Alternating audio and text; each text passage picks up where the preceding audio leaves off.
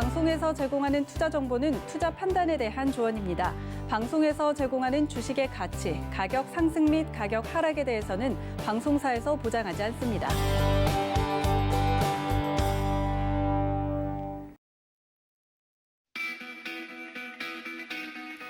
네, 여러분 안녕하십니까? 여러분의 고수익을 챙겨드리는 고수익 작전 타임 김성입니다. 자, 2분기 출발이 좋습니다. 미국 정부의 인프라 투자 계획 발표에 따른 경기 회복 기대감, 그리고 우리나라의 3월 수출 실적이 호조를 보인 점도 어제 증시에 긍정적으로 작용한 모습이었는데요. 자, 어제 외국인의 나홀로 매수 속에 양시장 나란히 1% 안팎으로 올려 세워졌습니다. 수급 개선 계속 기대를 해보도록 하죠. 자, 오늘 한 주를 마무리하는 금요일장입니다. 과연 이번 주말을 조금 마음 편하게 보낼 수 있을지, 그러기 위해선 어떤 전략이 필요할지 오늘 함께할 투자 작전 화면으로 먼저 만나보시죠. 네, 오늘의 투자 작전입니다. 먼저 김민수의 작전 키워드 3월 수급 정리입니다. 3월의 수급 동향으로 보는 투자 작전 함께 세워봅니다. 네, 이어서 허반석의 작전 리포트 시간에는요, 건설업종 리포트, 이번 주 다뤄드렸던 리포트들 리뷰해드리고요. 마지막으로 하체기의 고수익 낚아채기 시간, 뷰티, 영화, 인테리어 사업체, 이 종목 오늘 낚아채봅니다.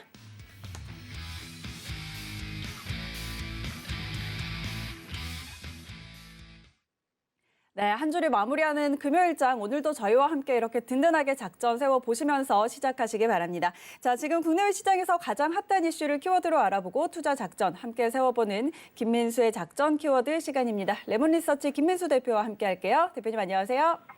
네, 안녕하십니까. 네, 반갑습니다. 자, 오늘 준비해 주신 키워드 먼저 화면으로 확인하시죠. 네, 오늘의 키워드입니다. 3월 수급 정리라고 정리를 해주셨습니다. 4월의 첫 거래일이었던 어제 외국인 매수 속에 3,080선 회복하면서 마감을 해줬습니다. 자, 과연 3월 한 달 동안 각 투자 주체들은 어떤 동향을 보였는지, 그리고 외국인과 기관은 어떤 종목에 집중을 했는지, 이 안에서 우리는 어떻게 전략 세워봐야 할지 투자 작전 함께 세워볼까요? 네, 작전 세우기 전에 좀 슬픕니다. 왜 슬프시죠? 3월 달이 지나면은 2021년도에 4분의 1이 훅 지나갔네요.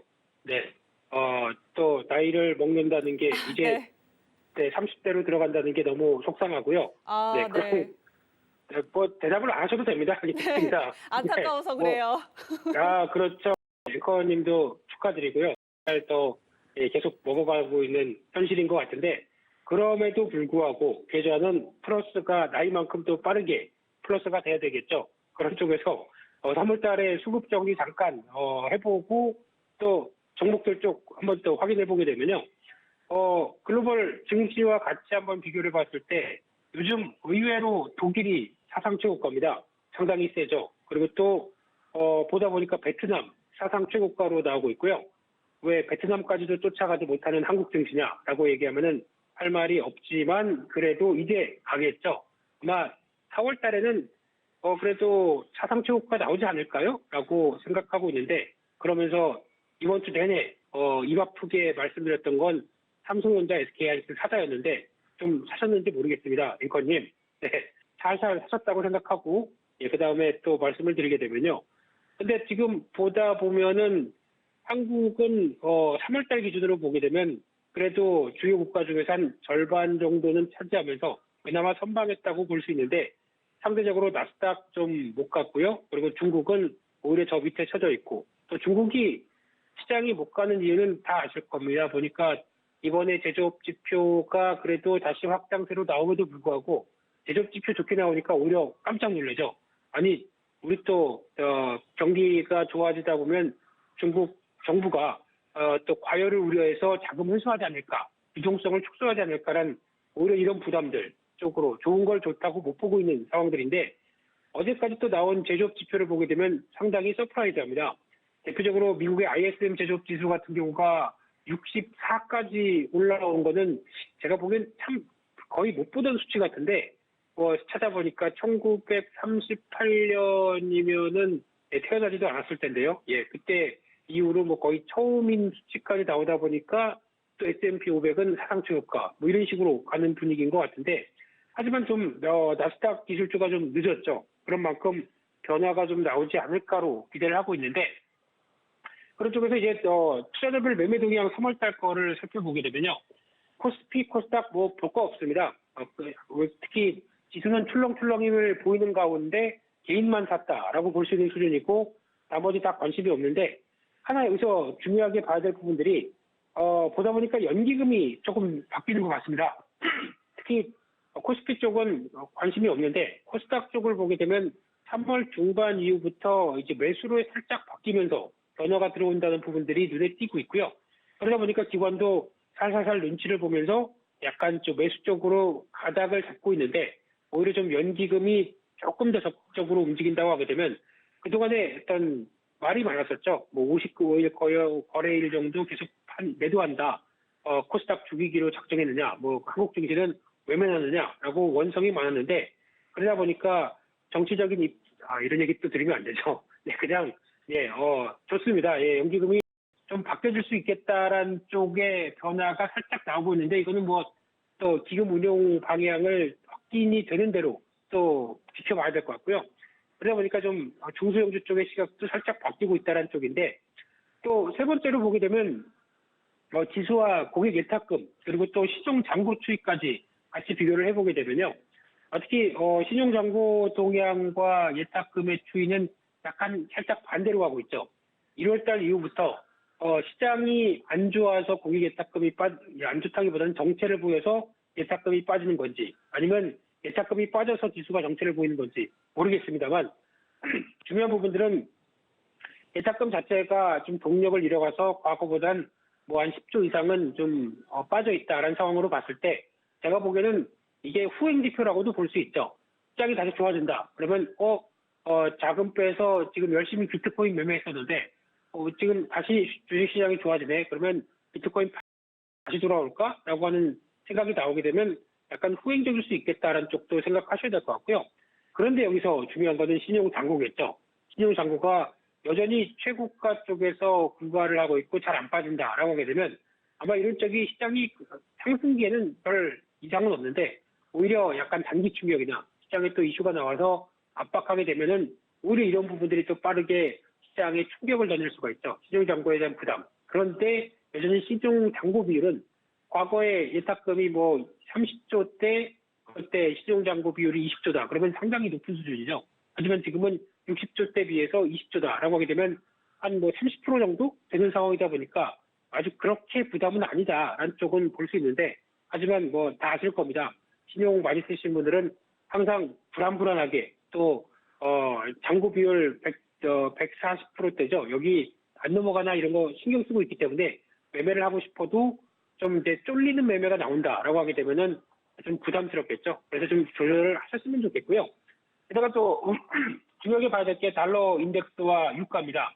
달러 인덱스는 오늘도 여전히 93대에서 살짝 하회할 정도로 지금 월봉상의 기준으로 보게 되면 여전히 달러 강세는 이어지고 있는데 하나 여기서 중요한 게 그러면 지난번 흐름들처럼 더 치고 한 95대까지 강하게 달러와 강세가 이어질 수 있을까? 여기는 잘 모르겠습니다. 왜냐하면 지금 가장 달러화가 돋보이게 만드는 여러 가지 내용들, 특히 미국 중심으로 인프라 투자하고 경기 회복하고 또 미국 제조업 부활시키겠다. 그러다 보니까 달러화 쪽의 제조명도 같이 이어지는 것 같은데 또 금리도 계속 강세였었죠.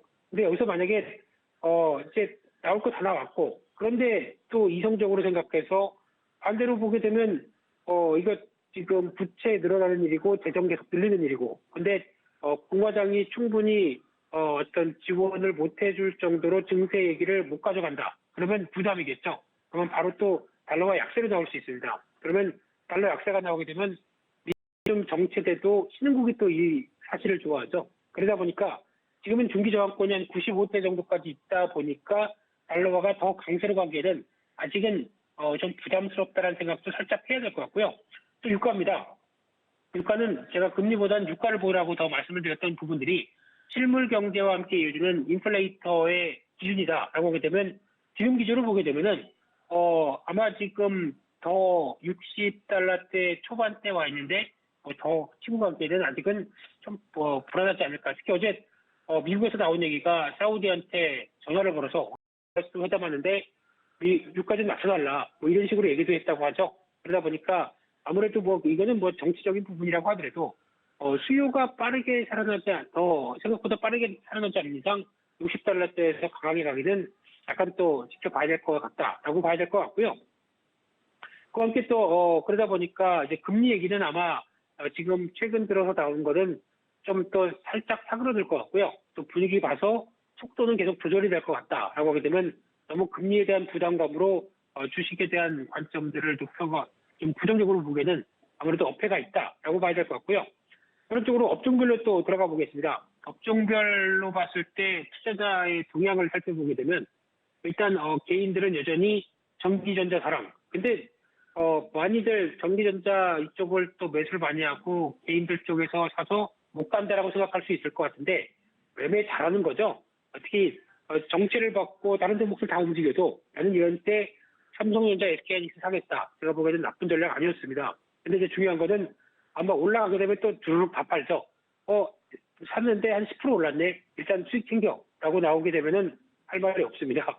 근데 이게 만약에 기술적으로 가서 또다시 9만 원대를 안착하는 9만 전자, 또 하이닉스 15만 닉스를 보여줬을 때 그 이후까지 또 쭉 움직여지게 되면 잘 갖고 있는 게 문제겠죠. 그러다 보니까 오히려 여기서 이제 또 외국인들이나 기관 쪽이 매수가 들어온다. 그러면 다 팔고 나간다라고 하게 되면 솔직히 좀 아쉽습니다. 그러다 보니까 이런 쪽에서 좀 잘 갖고 있는 게 더 중요하겠다는 쪽에서 저점에서는 잘하는데 매도도 잘하셔야겠죠. 그러다 보니까 매도 찬스도 잘 마련해보자라고 보여지고 있고요.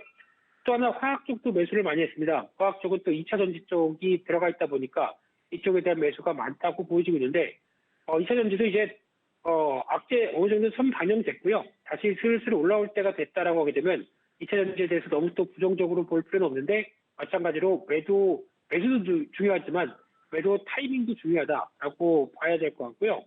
게다가 외국인들은 금융업에 대한 사랑 상당히 뜨겁습니다. 그래서 어제였나요? 또 이번 주에도 말씀드렸던 게 금융주 그렇다고 이만큼 올라온 거에서 부담스럽게 될 수도 있는데 그렇다고 하더라도 한 조정 나오게 되면 한 10%는 가져가는 게 좋겠다라고 말씀드렸던 배경이 외국인들의 매수라고 봐야 되겠죠. 아마 외국인들은 지금 사는 거를 단순하게 또 시장이 올라와서 판다라는 입장보다 약간 좀 길게 보겠다는 입장일 것 같습니다. 그래서 지금 매수한 것들 단기간은 안 팔 것 같고요.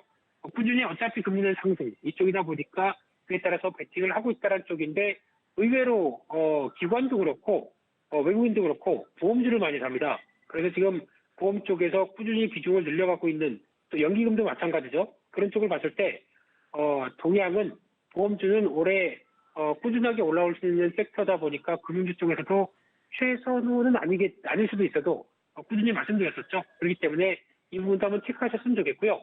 외국인들의 철강금속 사랑 여전합니다. 철강금속은 포스코를 필두로 왜 외국인들이 관심이 있느냐라는 사실은 아무래도 중국의 가동률과 연관이 있습니다. 중국이 지금 같은 경우 친환경을 이유로 해서 그리고 친환경은 그냥 표면적인 이유고요. 실질적인 이유는 지금 약간 긴축과도 연결될 수 있는 경기 과열을 우려할 수도 있는 부분들인데 이런 쪽에서 철강 가동률을 좀 줄이고 이제 고로 생산 쪽에 대한 변화를 바꾸려고 하는 그런 의지가 있다 보니까 아무래도 이런 변화가 나오게 되면 수요는 여전한데 생산을 줄인다 그러면 한국 쪽에 대한 경쟁력이나 기회 요인들이 더 높겠죠. 이런 부분들을 보고 지금 철강금속 쪽의 변화가 나오고 있다는 점들도 외국인들이 사는 기조라고 봐야 될 것 같고요. 기관은 하나 또 눈길이 가는 게 건설 쪽입니다. 건설주 매수하고 있죠. 그런 쪽으로 봤을 때 단순하게 시장 선거뿐만 아니고요. 올해 쉽게 말씀드리면 정부가 부동산 정책 실패했습니다. 실패하다 보니까 그에 따라서 나오는 기조를 생각했을 때는 당연히 변화가 나올 수밖에 없겠다는 쪽도 눈여겨보셔야 될 것 같고요. 지금 선을 왔다 갔다 넘고 있다고 생각하게 되면 앵커님이 제지하실 것 같고요. 그런 쪽으로 봤을 때 일단 오늘 또 외국인들 순매수한 종목들 3월 달에 동향들을 한번 살펴보게 되면요. 외국인들 순매수한 종목들 앞서 말씀드렸던 섹터들 다 나와 있습니다. 금융주 쪽 나와 있고 포스코를 비롯한 철강도 나와 있고 게다가 또 SK텔레콤 또 최근에 지배구조 변화에 대한 기대감 때문에 기대가 높은데 NC소프트도 들어와 있는데요. NC소프트는 매수하는 거 솔직히 그렇게 썩 저는 별로 안 좋게 합니다. 안 좋게 생각하는 게 기존 유저들이 좀 빠져나가고 있죠. 지금 지금까지 과금 정책이 사기 아니냐라는 얘기도 상당히 많은데 조금 변해야 될 것 같습니다. NC소프트에 대한 변화가 좀 바뀌어야 좀 더 유저나 그리고 앞으로에 대한 실적도 생각할 수 있을 것 같고요. 그런 쪽으로 봤을 때 또 경기 민감주와 관련된 부분들 코스피 쪽에서 많이 샀는데 4월 달부터는 살짝 바뀔 것 같고요. 코스피는 또 보게 되면은 여전히 관련된 카카오 게임즈라든가 종목들 눈에 띄는데 TK 케미칼, 하냐 머터리얼스, 또 TCK 약간 또 소부장 쪽의 종목들 눈에 들어가 있고요. 그런 쪽으로 봤을 때 외국인들이 순매수하는 종목 쪽에서 관심이 필요하다라고 하게 되면 아무래도 KB금융 맞습니다. KB금융은 단기가 아니라 좀 길게 보는 시각 쪽으로 또 KB금융이 잘했던 게 구조조정 잘했고요. 거기서 나오고 있는 변화 것처럼 은행에 대한 실적이 차지하는 비중이 많이 좀 다변화돼서 많이 좀 떨어졌습니다. 그러다 보니까 보험이나 또 KB 지주다 보니까 금융 안에 있는 증권이나 이런 쪽에 대한 비중을 차지하는 게 상당히 좀 높아졌다라고 하게 되면 이 부분도 하나의 또 포인트가 될 것 같고요. 실적에 관련된 체력들이 많이 좋아졌다는 게 가장 큰 현실 같고요.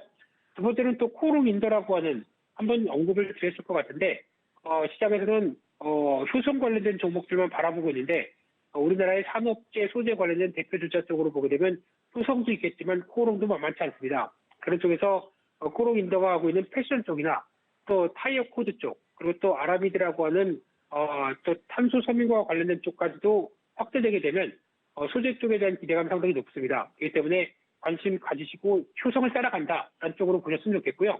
그 밖에 CS윈드는 풍력 쪽 관련된 쪽인데 친환경 관련된 쪽도 성장주의 시각으로 다시 복귀하겠다는 입장이고요. 또 쿠엘 패션이라는 종목이 있는데 이 회사 같은 경우 무겁습니다. 그래서 매매는 잘 못하게 되는 흐름들인데 외국인들 꾸준히 늘려가고 소비재 쪽에서 그나마 덜 오른 대표적인 의류 패션 쪽이 아닐까라는 쪽에서 외국인들이 접근하는 거를 한번 눈길을 가야 된다고 봐야 될 것 같은데 솔직히 매매는 개인적으로 못할 것 같고요. 무겁습니다. 네, 그리고요. 또 이제 기관 순매수하는 종목들을 살펴보게 되면요. 기아차 1위로 들어왔습니다. 실적 판매량 좋은 거 이번에 발표가 다 확인됐고요. 이 기조가 쭉 갔으면 좋겠는데 아무래도 쇼티지만 발생이 안 돼서 원활하게 마무리돼서 이어지게 되면 올해 현대기아차 실적 전망 좋다고 봐야 될 것 같고요. 그 밖에 건설, 철강, 또 투산인프로 관련된 건설기계, 거기다가 또 어떤 한국조선해양 마찬가지로 약간 경기 민감 성격의 종목들이 상당히 또 많고요. 의외로 아모레퍼시픽 코스맥스 화장품 쪽도 챙기고 있습니다. 코스닥 쪽에서는 삼강 M&T라고 하는 또 대표적인 친환경 쪽이죠. 게다가 서진시스템, 동진세미캠, 그리고 LNF 원익 IPS도 대부분 또 소부장 쪽이죠. 이런 쪽을 봤었을 때 외국 기관이 관심 갖고 있는 종목 쪽에서는 일단 GS건설 단기적으로 꾸준히 올라왔다고 하더라도 아마 이번에 서울시장 선거 끝나고는 살짝 또 결과는 그냥 그렇게 될 것 같고요. 네, 또 선을 넘지 말아야 되겠죠. 네, 그러다 보니까 예상하는 결과 나왔다라고 하게 되면 단기 차익 매물 나올 수 있을 것 같습니다. 그래서 그때 차익 매물 나와서 좀 흔들린다라고 하면 그때는 한번 좀 사볼 필요가 있지 않을까 생각이 들고 있고요. 어차피 올해는 건설은 계속 수주와 함께 좋다라고 봐야 될 것 같고요.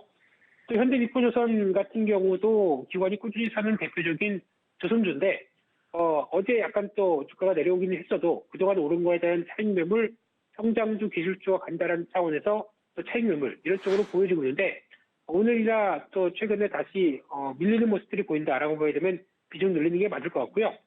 또 원익 IPS 또 지금 반도체 쪽에 뜨거운 섹터죠. 이쪽은 지금 당장 사도 괜찮다라고 바라보고 있는 입장이고요.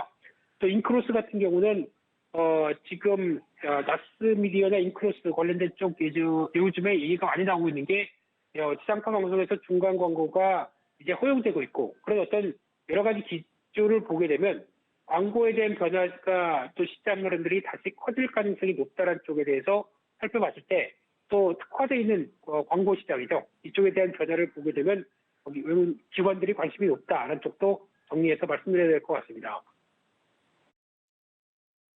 네, 3월 한 달에 이 수급 동향과 관련한 작전들을 함께 잘 세워주셨습니다. 외국인의 순매수 관심주 안에서 이 장기적인 관점에서 KB금융 그리고 코오롱인더, 친환경 쪽으로 CS윈드 그리고 코엘패션까지 짚어주셨고요. 기관 쪽의 순매수 관심주로는 주로 좀 소부장에 대한 관심이 좀 있었고 그 안에서 이제 건설 대형 건설주인 GS건설 그리고 현대미포조선, 원익 IPS 인크로스까지 같이 짚어주셨습니다. 자, 그럼 오늘 시장 대응 작전도 함께 세워주실까요?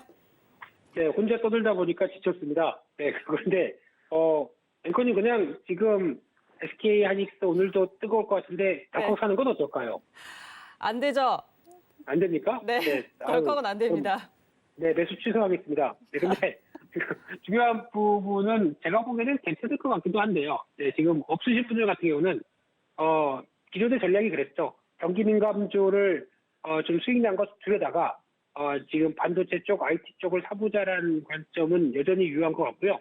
오늘도 마찬가지인 것 같습니다. 여전히 시장은 이쪽이 계속 강할 걸로 보여지고 있는데 중요한 거는 외국인들이 얼만큼 보조를 맞춰가느냐라는 차원인데 특히 지금 현재 이 정도의 달러와 강세도 불구하고 외국인들이 산다는 거는 의미가 있다고 봐야 될 것 같습니다. 그렇기 때문에 외국인들 동향 계속 체크를 해야 될 것 같고요.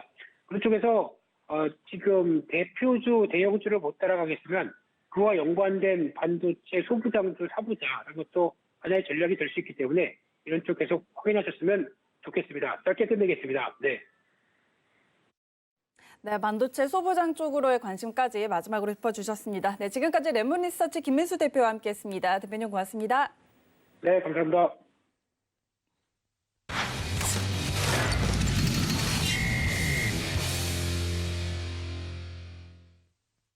네, 이어지는 시간은 허반석의 작전 리포트 시간입니다. 이 시각 증권가 리포트들 하나씩 분석을 해드리고 있는데요. 허반석 전문위원과 함께 할게요. 위원님 안녕하세요. 네, 안녕하세요. 네, 반갑습니다. 자, 오늘 함께 해주실 리포트 화면으로 먼저 확인하시죠. 네, 오늘의 리포트입니다. 이번 주 리포트들 리뷰해드립니다. 건설 업종이었죠. DLENC, 현대건설, 그리고 HDC, 아이콘트롤스 이 종목들 다시 한번 리뷰해드리도록 하겠습니다. 바로 확인해볼게요. 네, 오늘 이제 살펴볼 리포트들은 월요일부터 제가 산업과 섹터를 말씀을 월요일 날 드리고 이번 주에 선정한 섹터는 건설 업종이었습니다. 그래서 월요일은 업종과 섹터에 대한 리포트, 화요일부터 DLENC, 현대건설, 그리고 어제 HDC 아이콘트롤스까지 살펴봤는데요. 이렇게 산업 섹터를 보는 이유는 종목을 매수하기까지 탑다운 방식으로 보시면 좋지 않을까라는 접근입니다. 산업과 시장이 성장하는 섹터, 매출과 영업이익이 증가하는 기업, 그리고 그 안에서도 미래를 이끌 가시적 모멘텀이 있는가, 혹은 현 구간의 이슈나 가격적인 메리트가 있는 그런 기업들을 매수해 나간다면 충분히 수익을 낼 수 있는 시장이다라는 말씀을 꼭 전해드리고 싶습니다. 건설업종을 보는 가장 시작은 주택공급 활성화 대책일 것입니다. 건설주의 동력은 주택 공급인데 정부 정책 수혜에 대한 기대감이 점점 더 높아졌다라는 부분이고요. 주택 분양은 앞으로 건설사의 2년 또는 3년 후의 실적을 판가름짓는 지표이기 때문에 18년도 주택 분양 저점을 찍고 18년도, 19년도, 20년도까지 꾸준하게 증가를 하고 있는 추세고요. 21년도 올해도 여전히 증가 추세다라고 하면 18년도에 2년, 3년 뒤가 바로 지난해 올해입니다. 그러면 그 증가세에 맞춰서 실적 또한 좋아질 것이다 라고 전망이 가능할 거고요. 올해 분양 계획이 약 16만 가구가 된다고 합니다. 그래서 전년 대비 약 29%, 30% 가까이 늘어난 규모이기 때문에 앞으로도 건설주는 좋을 거다라는 말씀을 드리고 싶고요. 건설업종 리포트에서 정비사업에 대한 이야기가 나오고 있습니다. 21년도 정비사업이면 재개발, 재건축에 대한 부분이죠. 정비사업을 통한 분양 증가할 것이다 라는 이야기 나오고 있고요. 올해만 하더라도 분양 예정 세대수가 14만 4천 가구 정도로 전년 대비 약 43%나 증가하는 수치라고 합니다. 15년도에서 18년도까지 약 7만 세대, 19년도에서 20년도까지는 약 10만 세대 이야기가 있고요. 그리고 21년도 올해는 약 14만 대이기 때문에 정비사업에서 차지하는 주택 공급 비중이 올해 33%까지 증가한 부분이라고 합니다.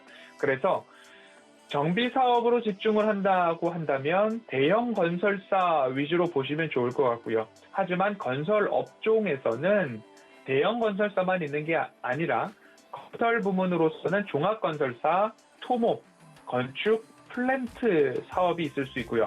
전문 분야로 조금 시선을 돌려보면 스마트홈, 해저 케이블, 전시시설, 인테리어나 조명, 그리고 환경보건과 터널까지도 볼 수 있습니다. 그리고 폐기물 처리 섹터도 건설 업종으로 분류가 된다라는 부분까지 말씀을 드려볼 수 있을 것 같고요. 그리고 화요일 이제 DL/ENC를 살펴봤는데요. 그 전에 한 가지 그래프를 하나 더 보여드리면 조금 더 이해가 빠르실 것 같습니다. 대형 주택 건설사 5개년도 주택 공급 추이입니다. 그 추이가 가파르게 16년도 성장률로 따지면 저점을 찍고 상승해주고 있고요. 그리고 주택 공급 수를 보면 18년도 저점을 찍고 19년도, 20년도, 21년도까지 이렇게 성장해주고 있는 모습들 볼 수 있고요. 그리고 주택으로 따지면 대형 건설사 5개사 정도 보시면 좋을 텐데요. GS건설, 현대건설, HDC 현대산업, DL/ENC 정도 될 텐데 이 구간에서도 마찬가지로 시장 점유율이 뭐 50%까지도 12%, 8.3% 시장 점유율이 이렇게 5개 건설사를 모두 다 합치면 50%가 넘어간다라는 부분으로 따져고 보면 주택을 보시면 대형 건설사를 보시는 게 맞다라는 말씀 드리고 싶습니다. 화요일 DL/ENC를 살펴봤습니다. 탐방 리포트인데요. 건설업종 내에서 기회를 찾고 있고 그리고 민간 주택 공급 확대를 보면 저평가 구간으로 보이는 DL/ENC를 보셔도 좋겠다라는 이야기입니다. DL/ENC는 이제 분할 이후에 중기 전략으로 그리고 또한 주주 환원 정책으로 건설 업종에서 우리는 기회를 누리고 있다라는 이야기를 했습니다. 그리고 디벨로퍼 및 정비사업의 비중을 높이겠다라는 이야기, 당연히 정비사업, 재개발, 재건축, DL/ENC가 노리고 있는 분야다라고 이어질 거고요. 프로테크를 기반으로 한 자동 설계 기술에 대한 강점, ESG라고 하는 수소 및 CCS, 이산화탄소 포집이죠. CCS는 이러한 부분에 있어서 사업에 있어서 강화 추진해 나가겠다라는 세부 전략을 발표를 했습니다. 신규 주택 수주 확대, DL/ENC의 수익의 원천이다라는 이야기가 있고요. 20년도 DL/ENC의 신규 수주를 기반으로 올해를 20년도에도 여전히 49% 이상의 전년 대비 성장률을 보여왔다라는 이야기고요. DL인건설의 주택 신규 수주가 늘어났기 때문에 DL/ENC도 이렇게 함께 연결 기준으로 50%까지 성장을 했는데 현대건설도 현대엔지니어링의 수주가 함께 포함되는 것처럼 DL/ENC도 대림건설의 신규 수주도 체크해 볼 포인트, 필요가 있다라는 부분입니다. 전체 신규 수주에서 DL/ENC 같은 경우에는 주택이 차지하는 비중이 80%를 넘어가고 있습니다.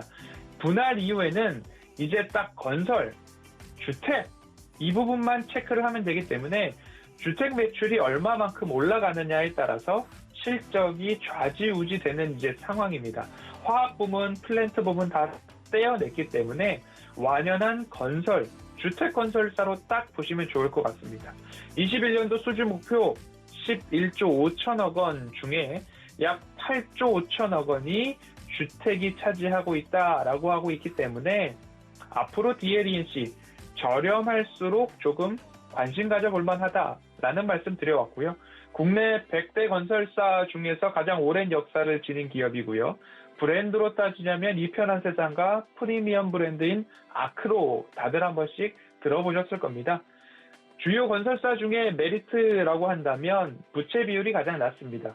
GS건설이 218%, 대우건설이 273%, 현대건설이 106%, HDC 현대산업이 125%의 부채 비율을 갖고 있다고 한다면 지난해 기준으로 DLENC는 약 96%의 낮은 부채율이다라고 보시면 좋을 것 같습니다.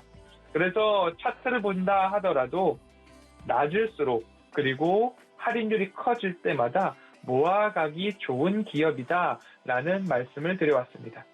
그리고 수요일로 넘어가면 이제 현대건설을 말씀을 드렸는데요. DLENC와 동일한 맥락입니다. 건설주의 동력은 주택 공급에 있다라는 말씀을 드렸고요. 그리고 아직까지 건설, 주택 목표치가 있습니다. 21년도 분양 목표가 현대건설이 32,000호, 현대엔지니어링이 2만 호 정도인데 20년도에 아직 그만큼을 하지는 못했습니다. 20년도에 이제 현대건설 같은 경우에 2만 호를 분양했고요. 현대엔지니어링 같은 경우에는 8,000호를 분양을 했는데 올해 21년도는 약 62% 증가한 32,000호, 그리고 현대엔지니어링 같은 경우는 200% 증가한 2만 호를 분양하겠다는 목표를 내세웠습니다. 각각 60%, 200%의 상승을 과연 달성할 수 있을 것인가에 대한 의구심 또는 보수적 평가가 있는데 이러한 분양 스케줄이 차곡차곡 진행돼서 결국 분양 목표를 달성했을 경우에는 주가 상승이 어마어마하게 일어날 수 있는 건설사 중에 하나다라는 부분입니다. 왜냐하면 아직까지 YOY나 숫자적인 컨센서스 추정치에 분양 목표율은 제시가 되어 있으나 매출액이나 연결 영업이익에는 아직까지 그 부분이 반영되어 있지 않습니다. 그래서 제가 말씀드렸던 부분이 꾸준히 트래킹, 현대건설과 현대엔지니어링의 분양 수준이 얼마만큼 달성되고 있나 꾸준하게 추적이 가능하신 분들이라면 그 부분을 좀 보시면 좋겠다라는 드리면서 현재 현대건설의 올해 목표 10% 달성 중이라고 합니다. GS건설은 8%, 대우건설은 4%, 대림산업, DLENC죠 9%, 그리고 HDC 현대산업개발은 하반기에 수주가 몰려있는 부분들도 있어서 현재는 달성한, 분양한 성적이 없다라고 나오고 있지만 앞으로 현대건설은 이러한 트래킹이 가능하시다라고 한다면 하반기에 물량이 있는지 상반기에 물량이 있는지 이런 부분들까지 좀 포함해서 장기적으로 보신다면 좋을 것 같다라는 말씀을 드렸고요. 장기 투자를 말씀드려서 드리는 말씀은 또 하나는 현대 로템을 제가 방송에서 누누이 말씀을 드렸는데요. 언제까지 들고 있을 것인가에 대한 부분에 대한 질문들을 주십니다. 수소 충전소가 내 눈앞에 보일 때 여기도 수소 충전소를 짓고 있구나 또는 여기도 수소 충전소가 들어왔구나 라고 할 때까지 조금 장기적으로 보셔도 좋을 만한 모멘텀이 있는 기업이다 라고 말씀을 드렸고요. 현대건설과 현대엔지니어링도 마찬가지로 여기도 힐스테이트가 들어오는구나 라는 부분들이 주변에 좀 더 많아질 때 그때까지도 보유해도 좋지 않을까. 왜냐하면 다시 반복드리지만 주택건설사의 실적을 판가름할 때에는 2, 3년 동안의 수주, 분양 성적이 실적에 반영되기 때문입니다. 그렇게 한번 보시면 좋을 것 같고요. 어제 일정입니다. 이제 목요일 HDC 아이컨트롤스를 말씀을 드렸는데요. 건설 업종도 말씀을 드렸죠. 대형 건설사 토목가 있고 전문 분야로 오면 스마트 홈 쪽에서 HDC 아이컨트롤스를 좀 보실 수 있을 것 같습니다. 디지털 SOC에 대한 부분입니다. 기존의 SOC 사업에 AI, 인공지능과 IoT, 사물 인터넷과 5G 좀 접목을 해본다면 교통수자원, 공동구, 상하수도, 그리고 재난 대응에 있어서도 디지털화, 그리고 도시와 산업단지 물류체계를 만들 때에도 디지털화 하는 부분을 그린 뉴딜과 디지털 SOC 정부 정책의 수혜가 일어난다라고 한다면, 그리고 HDC 현대산업개발에서 진행하는 건설 사업들에 있어서 IT 솔루션과 노하우가 접약된다면, 함께 접목된다면 스마트 시티에 대한 부분까지도 정부 정책이나 HDC 현대산업과의 시너지를 말씀을 드렸습니다. 그리고 또 한 가지는 HDC 아이컨트롤스와 HDC 그룹 자체가 퀄컴과의 무선통신 기술을 조금 협약하겠다, 함께 발전시켜 나가겠다라는 부분으로서 현대산업개발의 또 하나의 브랜드죠. 아이파크뿐만 아니라 최근에 분양 예정인 논현동 상지 카일룸 N 사례를 보면 HDC 아이컨트롤스가 스마트 도어폰, 공동 현관 기술, 결국엔 댁 안에서 엘리베이터를 부르고 외부에서 방문자를 확인하고 휴대폰으로 나는 집 밖에 있지만 택배가 왔는지 안 왔는지, 우리 집 앞에 누가 있는지, 집 안의 온도는 어떤지, 환기 시스템부터 보일러, 에어컨 모든 것들을 조금 작동시킬 수 있는 부분이 바로 스마트 홈 기술인데, 이 부분으로 HDC 아이컨트롤스가 허반석의 모멘텀 체크리스트를 대입해 봤을 때 차트상 저위험 구간인가, 매출액과 영업이익은 증가하는가, 미래를 이끌 가시적 모멘텀은 무엇인가를 봤을 때 지금 짓고 있는 모든 주택이나 아파트에 스마트 홈 기술이 들어가지 않은 부분이 없다라는 판단이었습니다. 그래서 함께 살펴봤을 때 퀄컴과의 시너지도 있고요. 정부 정책과의 시너지도 있고요. 든든한 우군이죠. HDC 그룹에서 진행되는 모든 사업에는 일부 HDC 아이컨트롤스의 스마트 홈 IoT 기술들이 들어간다라는 부분으로 좀 볼 수 있고요. 또 하나 재밌는 부분들이 있었습니다. 요즘 언택트 시절에 배달 많이 이용을 하잖아요. 배달의 민족과 MOU 체결을 했는데 아파트 단지 내의 상가에서 무엇인가를 주문했을 때에 배달의 민족 배달 로봇과 HDC 아이컨트롤스의 홈 IoT 서비스가 결합해서 상가에서 세대 현관 앞까지 로봇이 배달해주는 것들을 한번 구상하고 구축하고 현실화시켜 보겠다라는 이야기가 나오고 있습니다. 그렇기 때문에 나아지고 있는 이 건설 업종 그리고 디지털 SOC에 대한 부분, 현대산업개발과의 시너지, 배달의 민족과의 시너지, 퀄컴과의 시너지까지 했을 때 뜯어볼수록 매력적인 기업이다라는 말씀을 드리고 싶습니다. 그래서 이번 주 내내 건설 업종, 대형 건설사부터 전문 분야로 들어와서 스마트 홈 있는 HDC 아이컨트롤스까지 살펴봤는데요. 건설 업종이 성장성 대비 아직까지 낮은 PER에 그쳐있는 기업들이 있습니다. 그런 기업들을 단기적인 성장으로 보지 마시고 장기적으로 나는 포트폴리오를 구축할 때 어떠한 포트폴리오, 어떠한 섹터에서 종목을 담아놓을까라고 했을 때 건설 업종에서는 대형 건설사뿐만 아니라 전문 분야에 있는 기업들까지도 함께 체크를 하셔서 포트폴리오를 구상할 때에는 이 업종 꼭 담아놓으셔도 좋겠다라는 말씀으로 이번 주 건설 업종 함께 살펴보았습니다. 네, 이번 주에 다뤄드렸던 건설 업종들, 종목들 리포트 다시 한번 리뷰를 해드렸습니다. 지금 성장성 대비 PER이 낮은 기업들, 좀 저평가되어 있는 이런 기업들 포트폴리오에 담아봐도 좋겠다라는 의견 주셨고요. 또 최근에 좀 조정을 받고 있는 모습인데 오히려 이럴 때 조금 더 싸게 매수하는 것도 좋은 전략이 될 것 같습니다. 자, 허반석 전문위원 여기서 보내드릴게요. 위원님 고맙습니다. 감사합니다. 네, 이어서 저희는 하체기의 고수익 낚아채기 시간으로 넘어가 보도록 하죠. 자, 이 시각은 저희 포트폴리오를 채워보는 시간입니다. 하체기 전문위원과 함께하겠습니다. 위원님 안녕하세요.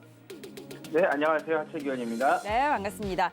자, 지금 제가 포트폴리오의 수익률이 좀 괜찮게 나오고 있거든요. 갤럭시와 머니트리 어제도 좀 좋은 시세가 나오면서 지금 64% 수익률 내고 있고 지란주교 시큐리티가 27%, 갤럭시와 SM 18%, 그리고 뭐 IG비전과 신송홀딩스도 14%가량 두 자릿수 제가 수익률이 아주 잘 나고 있는데 자, 오늘의 종목도 한번 기대를 해보도록 하겠습니다. 어깨가 좀 무거우실 것 같은데요. 새 종목 바로 공개해 주실까요?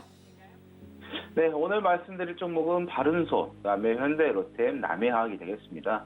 자, 바른손 같은 경우는 화장품 유통사업과 그리고 온라인 쇼핑몰인 졸스를 좀 운영을 좀 하고 있고요.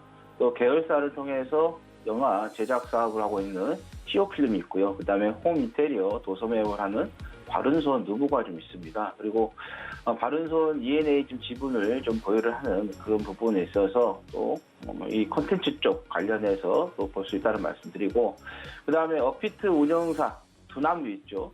근데 이 두나무가 나스닥에 지금 뉴욕에 상장한다는 이야기가 좀 붙으면서 관련된 종목들이 좀 상승을 좀 하고 있는데, 이 K큐브 1호 벤처 투자 종합을 통해서 이 지분을 두나무를 좀 가지고 있다. 그래서 두나무 관련된 종목으로서도 보시면 되겠다는 말씀드리고, 그 다음에 넷플릭스가 이제 올해 한국 콘텐츠 시장에 한 5,500억 정도 투자한다는 이야기가 있었습니다. 근데 이 넷플릭스하고 그다음에 OTT 관련해가지고 콘텐츠 제작에서 공급하는 계약까지 이루어졌기 때문에, 그래서 넷플릭스 관련된 종목으로서 또 보시면 될 것 같고, 또 디즈니 플러스 쪽에서도 투자 나오는 또 시장에 좀 진출하는 이야기가 나오기 때문에 앞으로 콘텐츠 관련해서의 OTT 관련된 종목으로서 좀 여러분께서 눈여겨보시면 좋겠다는 말씀드리겠고, 그 다음에 요즘은 이제 그 정치 테마주가 상당히 강세를 좀 보이고 있는 그런 상황인데요. 자, 여기 그 임직원 명단에 좀 들어가셔서 여러분께서 보시면은 사회이사에 차기난이라는 사회이사분 계시는데, 이분이 서울대 법과를 좀 나오면서 졸업을 하면서 윤석열 관련된 종목으로서 또 묶여있다 이렇게 말씀드리겠고, 그리고 좀 최근까지 해서 관리 종목으로 이게 지정이 되어 있었어요. 그런데 3월 22일을 기점으로 해서 관리 종목가 됐다라고 말씀드리겠습니다. 그래서 관리 종목에서 또 이렇게 벗어난 종목들이 또 한번 시세가 좀 나오게 되면은 또 강력한 또 임팩트가 좀 나오기 때문에 보시면 되겠다는 말씀드리겠고, 그다음 현대 롯템 같은 경우는 현대자동차 그룹의 계열 속에서의 글로벌 중공업체로서의 좀 사업을 좀 하고 있고, 철도 차량의 안제품을 좀 제작해서 수출까지 좀 하고 있고요. 그리고 전차, 전투 차량, 무인 무기 체제 등을 생산하고 있고, 그다음에 자동차 및 제철 설비를 통해서 공급하는 플랜트 사업도 좀 하고 있고, 이 전차라든가 전투 차량, 무인 무기 체제 같은 경우는 이제 방위 산업하고 연관이 되겠는데, 이거를 지금 매각한다는 이야기가 오래전부터 계속 있었습니다. 그래서 매각 이슈가 나올 때마다 주가가 한 번씩 움직이는 그런 부분이었고, 철도와 관련된 부분에 있어서는 정부 차원에서 철도 쪽에 대한 투자 이야기를 했었고, 또 남북 간의 대화라든가 북미 간의 대화가 원활하게 잘 이루어진다고 하면은 관련된 또 종목들이 움직일 수 있다고 말씀드리겠고, 우리나라 이 철도 쪽에서 장기적인 플랜 쪽에서 좀 계획을 좀 세우고 있는 게, 전국을 이렇게 철도로서 움직일 수 있는 이런 교통 인프라를 갖추려고 하는 장기 플랜도 좀 있는 그런 부분이기 때문에 장기적인 관점에서도 계속해서 조금씩이라도 투자 이야기가 나올 것이다 말씀드리겠고, 또 수소 관련된 또 사업으로 또 진행을 좀 하면서 수소 관련주로도 묶여있는 그런 부분인데요. 이게 천연가스에서 수소를 추출하는 수소 추출기 핵심 부품인 열 교환기와 그 다음에 압력 변동 흡차 기용이 그 국산화에 안료가 됐다라는 이야기가 나왔기 때문에, 그래서 수소 관련된 친환경 관련된 부분에서 보시면 될 것 같아요. 지금은 친환경 자동차 관련된 전기차라든가 그다음 미차전지 수소차들이 좀 상승세가 좀 둔화가 좀 돼가지고 있는 그런 상태인데, 어제부터 이제 조금씩 올라오는 그런 부분이지만은 또 친환경 관련된 종목으로서 우리가 보자는 말씀드리겠고, 자, 뭐니 해도 실적이 턴어라운드가 좀 된다는 거죠. 자, 여기 보시면은 화면에, 자, 2018년도, 2019년도에 영업이익하고 당기 수익이 적자가 좀 나고 있다가 지난해 기점으로 해서 영업이익하고 그다음에 당기 수익이 흑자로 전환이 됐고, 그러면서 올해 내년, 내후년에서 2023년까지 해서 매출액이라든가 단기 순이익 봤을 때 꾸준하게 올라간다거나 또 그 정도의 좀 수준을 유지해주는 그런 부분도 있다. 하고 영업이익 단기 수익도 좀 성장하는 그런 부분이기 때문에, 그래서 이렇게 실적이 턴어라운드가 되고 있는 종목들을 여러분께 유심 있게 보셔야 되겠다는 말씀드리겠고, 그다음 남해학 같은 경우는 농업 계열의 국내 최대 비료 생산 업체가 되겠습니다. 그래서 복합 비료라든가 요소 맞춤형 비료들을 좀 생산을 해서 판매를 하고 있고, 최근에 이 곡물 관련된 가격들이 좀 상승이 좀 되면서 이 농업 쪽 관련된 종목들이 좀 부각이 좀 될 수 있다라는 거죠. 또 지금 이제 봄이 되니까 농촌에서 농사가 이제 시작되는 그런 부분에 있어서 또 이런 비료들의 또 판매가 좀 잘 이루어질 수 있는 그런 부분이니까 좀 보시면 되겠다는 말씀드리겠고, 그다음에 화학 제품이죠. 암모니아, 황산, 그리고 유료 제품의 경유라든가 등유, 휘발유 등의 좀 사업을 좀 진행을 하고 있다라는 말씀드립니다. 그리고 남해학 같은 경우는 지금 뭐 주가의 좀 가치를 좀 봤을 때 물론 이제 성장이라든가 이런 모멘텀은 좀 없습니다. 그렇지만은 자기 나름대로의 그 가치가 좀 저평가되어 있는 그런 부분이고 실적이 나와주고 있는 그런 부분이기 때문에 여기 보시면 매출액 같은 경우는 뭐 꾸준하게 유지하고 있어요. 이제 성장 모멘텀이 없기 때문에 뭐 크게 성장하지 않지만은 어느 정도 유지를 좀 하고 있는 그런 부분이고 뭐 자산이라든가 이게 비교했을 때 또는 이게 시가총액을 비교했을 때 또 ROE를 비교했을 때 좀 주가가 조금 낮게 잡혀 있다. 그래서 이런 종목들이 또 뭐 테마라든가 이런 게 또 형성이 돼서 간다고 하면은 자기 본질 가치가 좀 받쳐져 있기 때문에 또 강력하게 좀 상승할 수 있다라는 말씀 드립니다. 네, 오늘도 이렇게 세 가지 떡밥 종목을 준비해 주셨습니다. 자, 이 중에서 오늘 저는 바른손을 한번 골라보고 싶은데요. 일단 OTT 업계 좀 성장이 크게 전망이 되는 쪽이니까 이쪽에 무게를 한번 실어보고 싶습니다. 바른손 오늘 매수한다면 어떻게 세워볼까요? 네, 바른손 같은 지금 뭐 두나무 관련해서도 조금 이슈가 좀 붙어 있는 그런 부분이고 말씀하신 것처럼 OTT 관련한 부분도 또 이슈가 있고 그다음에 정치인 대마주까지 같이 이슈에 있는 상태에서 관리 종목에서 좀 약간 해제가 됐다라고 좀 말씀드린 것처럼 관리 종목이 좀 해제가 되고 나서 한 번 정도는 주가가 크게 움직이는 그런 부분이 있다는 말씀 드리겠고 어제 종가가 3,340원에 좀 마감을 했는데요.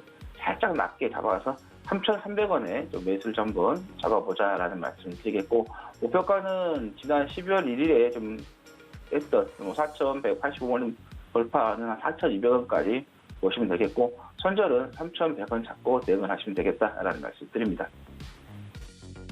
네, 바른손 가격 전략 세워주셨습니다. 어제 종가 3,340원입니다. 어제 윗꼬리를 좀 길게 뺐는데 자 오늘의 매수가 3,300원 그리고 목표가는 4,200원 잡아주셨네요. 오늘 개장 후에 저도 한번 잘 잡아보도록 하겠습니다. 자 그럼 여기까지 듣고 저희는 잠시 후에 다시 만날게요. 네, 잠시 후에 뵙겠습니다. 네, 오늘도 이렇게 저희가 투자 작전들 든든하게 세워드렸습니다. 이제 이 작전 가지고 실전 매매로 들어가 봐야겠죠.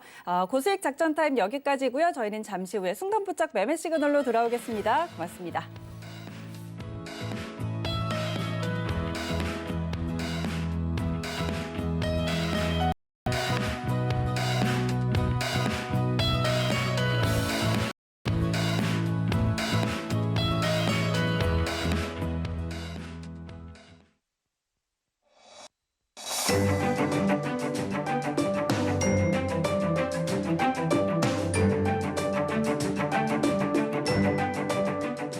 안녕하세요. K웨더 라이프스타일 예보 박유라입니다. 오늘도 낮 동안 서울 22도까지 오르는 등 따뜻하지만 그만큼 일교차가 크겠는데요. 옷차림에 유의하셔야겠습니다. 한편 일부 중부와 경북 곳곳에 건조특보가 내려지는 등 대기가 건조하고 그 밖의 지역의 대기도 건조하겠는데요. 화재가 나지 않도록 조심하셔야겠습니다. 공기질은 청정해서 미세먼지 걱정은 없겠습니다. 이번 주말 전국 하늘이 차차 흐려져 비가 오겠습니다. 또 비가 오면서 기온은 따뜻했던 지금보다 내려가 다소 서늘하게 느껴질 수 있겠습니다. 현재 하늘의 모습입니다. 중부지방은 구름 많고 남부지방은 흐린 가운데 전남과 경남으로 산발적인 빗방울이 떨어지고 있고요. 제주에는 비가 내리고 있습니다. 오늘까지 예상되는 비양은 5에서 10mm가 되겠고요. 한때 소강 상태를 보일 때가 있겠습니다. 또 내일 오후까지 이들적으로 강한 바람이 불겠습니다. 오늘은 동해상에서 동진하는 고기압의 가장자리에 들다가 중국 상해 부근에서 북동진하는 기압골의 영향을 점차 받겠습니다. 다음은 자세한 지역별 날씨입니다. 중부지방 대체로 흐리지만 낮 동안 춘천 22도, 대전 23도까지 올라 따뜻하겠습니다. 다만 그만큼 일교차가 크겠습니다. 동해안 점차 흐려지겠고 동풍의 영향으로 비교적 선선하겠습니다. 낮 기온 속초와 강릉 14도가 되겠습니다. 남부지방 대체로 흐리고 제주도는 비가 오겠습니다. 낮 최고 기온 광주 24도, 부산 19도, 제주는 21도가 되겠습니다. 서해와 남해상으로 비가 오겠고요. 물결은 최고 4m까지 매우 높게 일겠고 동해상도 최고 3.5m로 높게 일겠습니다. 다음 주 곳곳으로 하늘이 흐릴 때가 많겠고요. 때이른 고온 현상은 한풀 꺾이겠습니다. 날씨였습니다.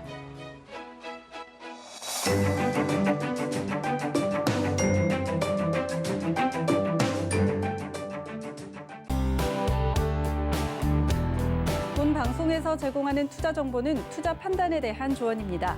방송에서 제공하는 주식의 가치, 가격 상승 및 가격 하락에 대해서는 방송사에서 보장하지 않습니다.